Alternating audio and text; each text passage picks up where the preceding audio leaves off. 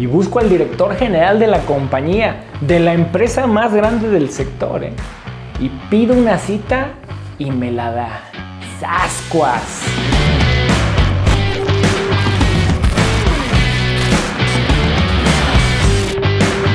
Señorones de los seguros, bienvenidos a otro video más, a otra cápsula, grabando desde los Jezreel Studios. Y yo les voy a contar una anécdota padrísima de algo que me tocó vivir, fascinante de veras. Porque son de esas cosas que de repente uno se anima a hacer, se envalentona, agarra ahí valor. Y lo que sucede, finalmente lo que logra es algo pues que marca de forma muy positiva, o se logran muchas cosas buenas de eso que uno a veces se anima a hacer. Y así ocurrió. Y te voy a contar, porque un día en mi juventud, cuando yo estaba muy chavo, se me ocurrió pedir una cita con el director general de la compañía de seguros más grande de México. ¡Zas! Mira, y te voy a platicar en qué contexto esto será. Mi papá, para los que han seguido mis videos y que han visto mi contenido, mi papá pues muchos años fue promotor de seguros en una empresa que pues es la más grande en el país. Es una empresa muy distinguida. Y de hecho mi papá pues era muy productivo, como promotor fue un campeonazo en su región. Mi papá pues era muy bueno en su oficio, que es lo que finalmente yo ahora hago. Entonces, cuando yo tenía 18 años de edad, pues como había crecido con el mundo de los seguros y además conocía pues algo de la compañía donde mi papá estaba, cuando yo tenía 18 años de edad yo iba a ir a estudiar al extranjero y yo tenía que hacer pues mi trámite en la embajada americana para sacar mi visa de estudiante. Una semana antes de ir, cuando ya tenía la cita agendada en la embajada, una semana antes de ir, en una revista de negocios, veo en la imagen, en la portada, veo la foto de este señor, del director general, y yo medio lo ubicaba, ¿no? Mi papá de repente me contaba de él, y entonces me llamó la atención, como decir, ¿qué hace en esta portada pues este señor, no? Y entonces veo, pues ya ahora sí la columna o el reportaje que le hicieron, y pues hablaba ahí de todo lo que había logrado en sus años de trayectoria, 20 y tantos años siendo el director general de esta empresa. Hablaba ahí de que había llevado a esta empresa a ser la número 1. Luego 5 compañías se fusionaron y le quitaron el primer lugar. Ya se iba a jubilar y dijo, yo no me voy hasta volver a tomar el liderato. Y en 5 años volvieron otra vez a ser primer lugar. Una historia fascinante donde le estaban dando un reconocimiento, un premio en Austria, por ser una de las 150 personas en la historia de la humanidad por haber aportado más a la industria de seguro en conocimientos, innovación, en formas de hacer pues bien las cosas, una ética pues enorme. Y este premio que le habían dado en Austria era pues mucho del reportaje de lo que hablaba ahí. Este premio era el mural de la fama de la industria de seguros. De hecho hasta el momento no había ningún mexicano que hubiera ingresado ahí y le estaban dando pues ese privilegio, ¿no? Entonces lo habían premiado. El presidente de México le había dado pues como un reconocimiento, un trofeo que se llamaba algo así como el guerrero azteca o el guerrero águila o algo así. No recuerdo exactamente el nombre del distintivo, pero incluso el presidente de México había estado involucrado en esta serie de reconocimientos que se le habían dado por su trayectoria. A este director general narraba también ahí el reportaje, que le había tocado unos años muy difíciles en México de inflación y de cambios de gobierno, y pues cuando fue la guerrilla y todo.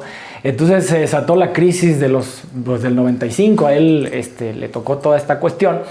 Y toda la innovación que se hizo para medir mejor los riesgos, para que los planes se ajustaran con la inflación, para que el sector médico no se perdiera de tarifa y poner clínicas privadas, todo había sido muy innovador y las otras compañías habían replicado lo que este señor había propuesto.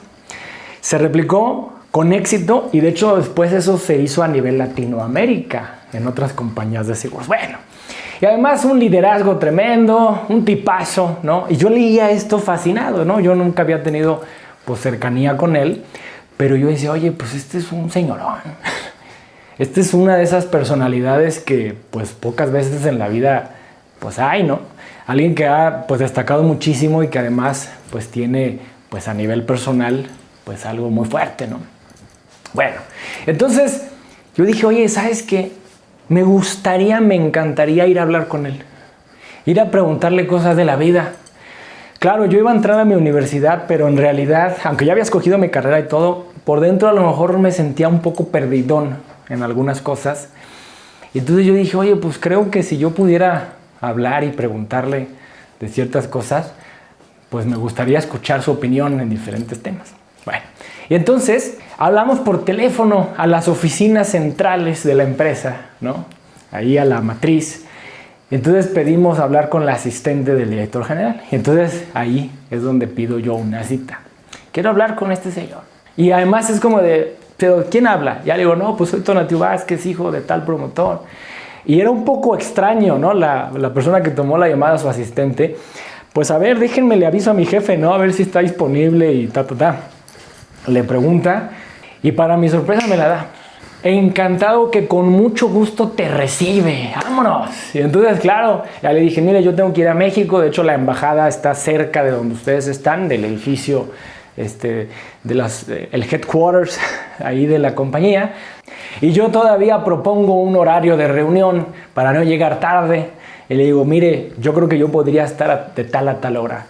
Si a su jefe le viene bien, bueno, también se tiene que dar su taco, pues ahí nos podemos ver en este intervalo de tiempo. Y me dijeron, sí, claro que sí, mira, estoy viendo su agenda, si está disponible, aquí lo recibí. Y bueno, finalmente me presento ese día, después de mi cita en la embajada, me dieron bien mi visa, no hubo ningún problema. Y cuando me presento, unas oficinas espectaculares, de película, pues. Así de un mundo corporativo, ejecutivo, que pues yo no había todavía vivido. Como me fui de traje a lo de la embajada, pues llegué yo muy trajeado a mis 18 años, ¿no? Todo de primer mundo. Recuerdo que había muchas pantallas en los elevadores, había unas pantallas con el periódico. En ese entonces no había como tanto esta onda de pantallas en todos lados. Hoy en día pues ya es normal, pero en ese momento era muy innovador, así de súper categoría las oficinas. Y entonces me pasan a una sala de juntas y me dicen, el director general en un momento estará contigo. Y ahí estoy yo esperando. Un poco nervioso también, pues porque pues de repente ya cuando vas entrando y todo eso te impone un poquillo, pues estaba algo nervioso. Y finalmente entra el señor, un tipazo. Y lo que sucedió es precisamente lo que yo te voy a transmitir aquí. Porque en mi plática me dio 5 enseñanzas buenísimas que, pues como te decía, hasta hoy, pues a mí me han marcado, pues hasta hoy las tengo muy presentes y es lo que finalmente te quiero compartir. Que me gustó mucho lo que me platicó y me inspiró muchísimo. Ahí te va. Estas 5 enseñanzas, vamos con la primera enseñanza.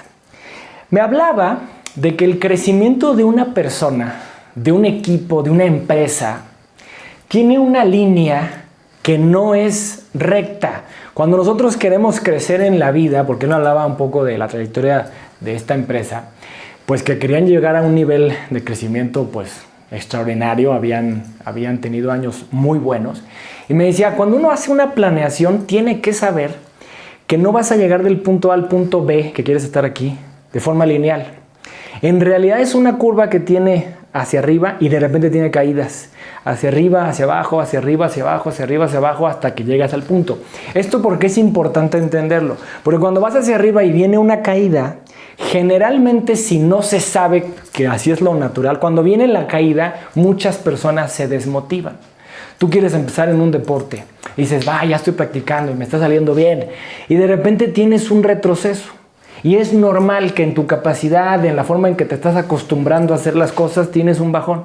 Y ahí es donde mucha gente claudica. O donde muchos líderes, si el equipo tuvo un bajón, revientan a todos y se enojan. ¿Y cómo que vamos hacia abajo? Entonces me decía, tú tienes que cachar que en la realidad el crecimiento no es lineal. El crecimiento es una curva hacia arriba, hacia abajo, hacia arriba, hacia abajo. Y esas curvas, de hecho, sirven un montón.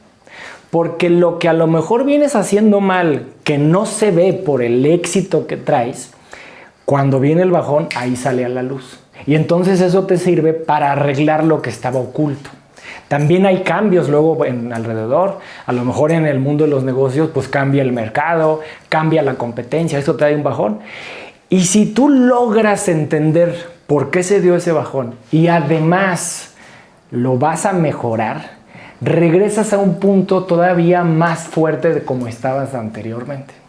Y esto te pasa en la vida personal, esto te pasa, te digo, en un equipo, en los deportes. O sea, luego yo después hice hockey en su momento. Yo me desesperaba porque el hockey es difícil cuando estás aprendiendo a patinar y estás aprendiendo a tirar y todo.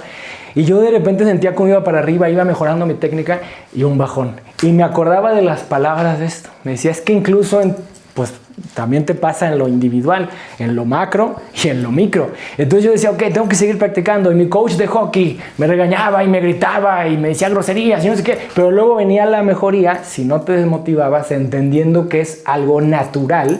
Y entonces iba mejorando cada vez más y más y más. Bueno, ¿esto por qué lo transmito? Porque finalmente cuando a mí me toca tomar la promotoría de mi papá, veníamos en un bajón. Y yo me acordé muchísimo de esta enseñanza de decir, ok, si entendemos por qué nos está pasando, no te desesperes, no agarres corriendo a todos y reventando a la gente y regañándolos y sacando ahí el tirano que llevas dentro, frustrándote con la vida, frustrándote hasta con el creador y ahí desahogándote con todo el mundo. Espérate, ¿esto por qué está pasando? ¿Qué cosas hay que arreglar? ¿Qué cosas están sucediendo en la competencia, en el mercado? Ok, vamos a innovar. Y retomamos con una fuerza donde pues la promotoría empezó a llegar a niveles que nunca se habían dado. Y también ocurrió en su momento otro bajón. Y yo me acordaba muchísimo de que eso me lo había advertido este señor. Acuérdate, tu línea de crecimiento no es lineal. En lo que estás haciendo, si estás en seguros, probablemente por eso me estás viendo aquí. O si no estás en seguros, acuérdate que lo que vayas a emprender, lo que quieras hacer de nuevos proyectos, del punto A al punto B, no es derecho, pues. Tiene sus curvas y hay que ir tomándolas de forma asertiva para, pues, aprender de ese bajón y además hacer mucho mejor las cosas. Eso es normal, es natural. ¿Ah? Muy bien. Esa fue una primera enseñanza que me dio este señorón. Segunda enseñanza que me dijo. Tiene algo que ver. Cuando tú estás en la posición de liderazgo, donde precisamente este equipo está viviendo estas curvas, tú puedes tener una ascendencia con ellos basada en el temor, o sea, donde la gente te tenga miedo, quizás un respeto, pero que más bien le infundas un tanto de miedo porque pues a lo mejor se equivocan y eres muy duro, ¿no? Y tienes una personalidad así, pues muy aguerrida o de mucho choque o que los confrontas así de una forma que hasta de repente los llega a herir. Entonces me decía, mira, hay un tipo de liderazgo que sí está basado mucho en transmitir cierto miedo, ¿no? Entonces se te cuadran y la gente pues se pone las pilas porque te tiene cierto miedo. Sí, esa es una forma de dirigir un equipo. Pero hay otra forma más bien basada en la motivación, en la inspiración de las personas. Donde la gente contigo no le das miedo. Tú como líder más bien se siente apoyado por ti, que va a aprender de ti, que además puedes sacar lo mejor y que de hecho tiene espacio a equivocarse. Y que si se equivoca más bien habrá aprendizaje y que el que está al mando no se lo va a sonar, no pasa ahí psicológicamente ahí una paliza. No, ¿sabes qué? Vamos a aprender y vamos a mejorar.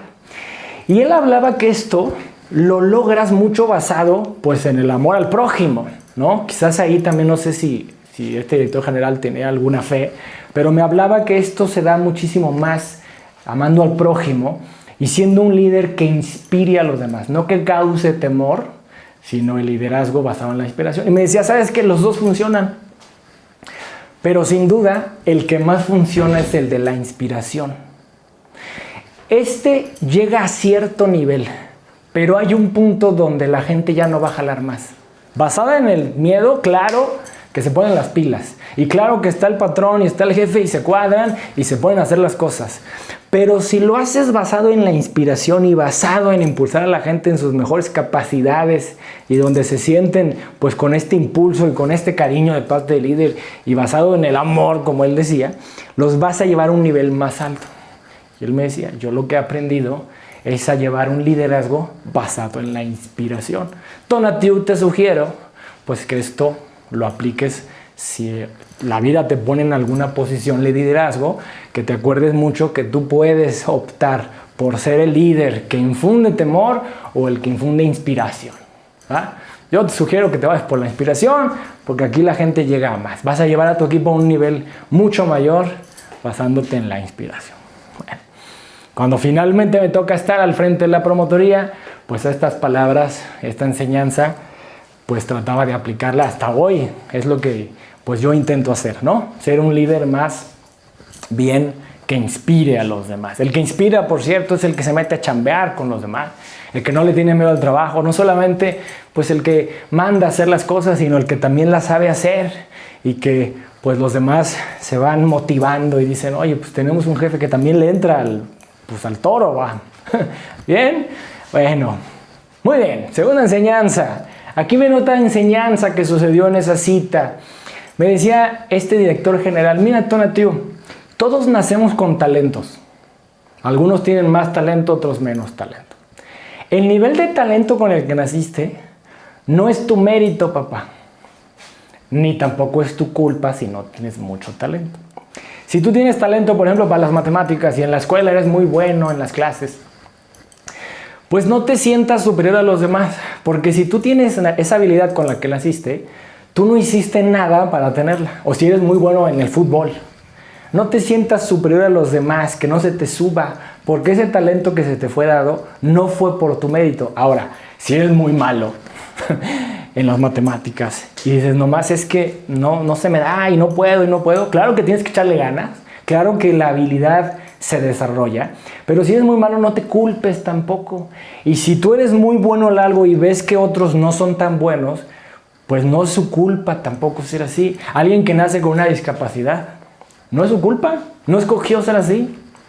Entonces, sé un poco más humilde, no te midas en base a tus talentos, porque además va a venir otra enseñanza, la siguiente vas a ver qué va a pasar con esa capacidad. Pero así como tu talento, también tu privilegio. Si tú naciste en una familia pues de cierto nivel socioeconómico, no fue tu mérito. Cuando alguien nació en la pobreza no es su culpa tampoco, no te puedes sentir superior. Tú no eres superior a nadie. Simplemente es un contexto que te tocó y tú no hiciste nada para estar ahí, pero lo que sí va a valer y lo que va a hacer la diferencia es qué haces con lo que se te fue asignado. La siguiente enseñanza tiene que ver con eso. La capacidad que hoy tienes, mi querido Tonatiuh, ¿qué haces con ella? Porque si eres una persona muy talentosa, pero su talento lo ocupa a medias y solamente lo desarrollas ahí más o menos, comparas con otra persona que tiene muy poco talento, pero lo hace al máximo y eso sí tiene más mérito. A ver, si tú tienes el talento de ser un gran empresario y en realidad estás en una media tabla porque lo que tú quieras, le estás echando la flojera o estás en una zona de confort, lo que sea. Y me acuerdo mucho que usé este ejemplo. Imagínate otra persona que su talento en la vida es barrer nada más. Vamos a suponer que alguien hubiera con el talento de barrer, pero él está barriendo con excelencia, con todo su corazón, sirviendo a los demás y haciendo una diferencia barriendo. Es mucho más importante esa persona, tiene mucho más mérito esa persona que el otro que tenía gran capacidad de dirigir empresas y no lo aprovechó. Porque al que mucho se le da, mucho se le pide. Me acuerdo que usó estas palabras después, esto yo lo relacioné con otras enseñanzas, pero me decía, al que mucho se le da, mucho se le pide. Entonces, Tonatiuh, me regreso a la anterior. Si tú tienes talentos y tienes privilegios, se te va a demandar más a ti. El tema es qué haces con eso. No puedes creerte más que los demás. Me acuerdo que hasta usó un ejemplo y me transmitió otra cosa. Imagínate que alguien nace no solamente con una discapacidad física, pero que está mal de sus facultades mentales. Y que de hecho hay gente que tiende a la agresividad y tienden a ser psicópatas. Esta gente, por seguridad de la sociedad, es mejor que estén encerrados. Pero tampoco es su culpa, o sea, tampoco los puedes menospreciar. Y hay que tratar de darles la mejor calidad que se pueda, incluso en esa condición. Y claro, son peligrosos, tienen que estar encerrados. Eso es normal. Pero aún con ellos tú no puedes decir yo soy superior. Porque mira qué bueno soy yo. Y mira qué ves, ¿no? A lo mejor tiene un tema mal acá. Entonces no puedes despreciar a nadie, ni siquiera a los malos.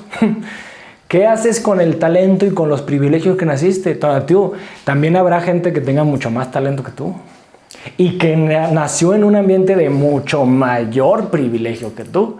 El tema es qué van a hacer cada quien con su capacidad asignada. El tema es que no se ensalce tu corazón, que tu alma no se engrandezca por algo que no fue ni tu mérito ni tu culpa. El mérito, la culpa será qué haces con eso, ¿verdad? Bueno, al que mucho se le da, mucho se le demanda, mucho se le pide. Entonces, bueno, probablemente ahí habrá quien salga mejor evaluado, con menos capacidad, si tú no hiciste lo que tenías que hacer con la tuya, aunque tenías más capacidad. Bueno, esa es otra enseñanza ahí que me dejó este director general. Una más, y aquí viene algo pues muy, muy padre que en su momento se me ocurrió preguntarle, porque ya ves que te platico que iba a entrar a la universidad, yo había escogido mi carrera, y le pregunté, oye, mi querido director general, ¿tú de niño qué querías ser cuando fueras grande? ¿Qué soñabas ser de grande? Y se rió. Y me dijo, ¿sabes qué, mano? Ya ni me acuerdo. Y se rió. Fue un poco cómico. Pero no es que no se acordaba. Lo que pasa es que él se dio cuenta que a lo mejor yo tenía cierta ansiedad por saber si estaba decidiendo bien mi carrera o no. Él se dio cuenta de eso. Y entonces me dijo, no te creas, hombre, sí me acuerdo. Yo quería ser tenista. Me acuerdo mucho de él. Y finalmente estudié actuaría, que pues los que estamos en el mundo de seguros sabemos que son los que hacen los actuarios. Si no estás en el mundo de seguros, los actuarios ven matemáticas muy avanzadas, muy aplicadas a la probabilidad y al riesgo y a la estadística. Entonces fíjate, alguien que quería ser tenista finalmente termina estudiando pues matemáticas avanzadas en el ramo de la actuaría, pues. Oye, pero ¿y ese cambio? Y me dice, mira, te voy a decir qué pasó. Lo que pasa es que de niño yo quería ser tenista porque pues me gustaba el deporte y todo. Y pues sí tenía cierta habilidad. Pero la vida te va llevando a descubrir tu camino. Y no es tan importante finalmente incluso lo que estudies. A ver, sí tiene su importancia, o sea, no lo hagas a la ligera. Pero incluso estudiando algo probablemente termines haciendo otra cosa. Y la vida te va a ir llevando.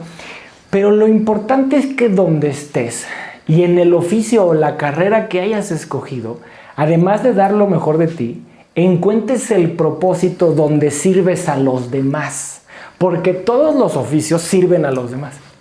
Seguros sirve a las personas y ayudamos en temas muy relevantes en la vida de las familias. Alguien que barre, ahí volví a usar el ejemplo de... Alguien que barre también está sirviendo a la sociedad. Alguien que barre en la vía pública, a lo mejor pues no nos han enseñado a valorar demasiado eso, pero claro que eso tiene un rol y tiene un beneficio social. Si tú aprendes en tu oficio a entender el propósito de lo que es tu carrera, de lo que es esa profesión, y además lo haces con el corazón para servir a los demás, vas a hacer cosas grandes y vas a hacer historia, seas tenista o seas actuario. A mí finalmente, pues cuando me fui a la secundaria, a la preparatoria, vi que me empezaban a gustar las matemáticas. Y pues tal cual una carrera de tenista pues no había. Y dije, oye, pues me late. Me acuerdo que me gusta. Pues abrió esta carrera de actuaría. O sea, bueno, entró a la carrera de actuaría. Se desarrolló de forma muy interesante. Y finalmente llegó a la industria de seguros. Y logró todo lo que te estoy platicando. De hecho, mucha gente a su alrededor, las anécdotas que cuenta de este gran personaje, de este director general. Y de todo lo que dejó a las personas, la huella o la forma de trascender, pues es magnífico. O sea, es una persona, una personalidad de estas pues que trascienden mucho en la vida de las personas, pues.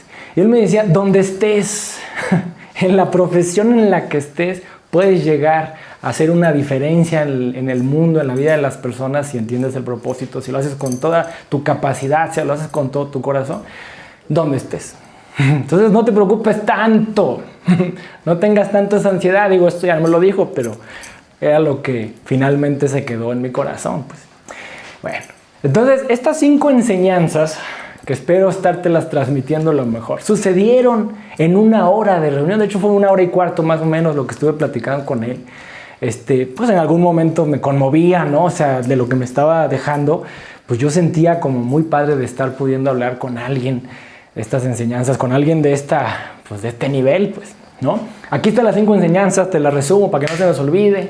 Primera enseñanza es que el crecimiento no es lineal, el crecimiento real va teniendo sus curvas, tiene sus bajones, no te agüites en los bajones, viene algo mejor, es un momento donde incluso te tienes que animar, porque ese bajón, si lo ves bien, te va a hacer incluso más fuerte de como estabas antes. Entonces es algo muy positivo que luego vengan esos bajones, es algo positivo que salga a la luz lo que estaba mal para mejorar y ser todavía más grandes, ¿no? Línea de crecimiento real. Segundo punto que te dije, segunda enseñanza, los dos tipos de liderazgo. Puede ser el líder que da miedo o que inspira. Tú decides cuál quieres ser.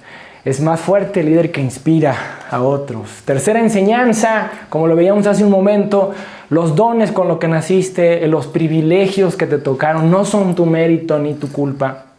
No te sientas superior a nadie, ni inferior a nadie, porque no es ni tu mérito ni tu culpa. Pero la siguiente enseñanza, lo que haces con tu capacidad, lo que logras con tu capacidad y si la llevas al máximo a usar tu potencial, eso es lo que en realidad hace la diferencia y eso es tu mérito. En el contexto donde estés, en la capacidad asignada, pues a ti. Y finalmente, da igual donde estés, si logras encontrar ese propósito y cómo ayudas a los demás y sacas tu mayor capacidad, vas a trascender en lo que hagas y vas a hacer historia. Y aquí quiero aprovechar para dar las gracias y mandarle un saludo a este señorón, al gran Clemente Cabello. Mi querido Clemente, si estás viendo este video, te mando un gran abrazo. Quiero que sepas que todo esto que tú me enseñaste, señorón, me ha acompañado hasta hoy en mi vida. Esto que sembraste en mí, en esa reunión a mis 18 años, que tuviste pues la bondad y yo tuve el gran privilegio de que me aceptaras en tu oficina, señorón. Esto me ha acompañado hasta hoy. Y ha marcado una diferencia en lo que yo hoy soy. Digo, igual y no se ha llegado a tantísimo, ¿verdad? Pero ahí la llevamos, mi querido Clemente. Y quiero que sepas que en momentos pues duros de mi vida yo me he acordado de tus enseñanzas. Y yo lo estoy tratando de transmitir en este video para que llegue a mucha gente, para que llegue a muchos más. El legado que tú dejaste en Seguros y el legado que has dejado en mucha gente marcó una gran diferencia. Entonces, mi querido Clemente, que el Creador te conceda mucha salud, que Dios te bendiga muchísimo. Y a todos los demás señorones de los seguros, nos vemos para más videos. Espero que les haya gustado estas enseñanzas, a dar lo mejor de nosotros y a seguir rompiéndola en el sector asegurador, señorones. ¡Vámonos!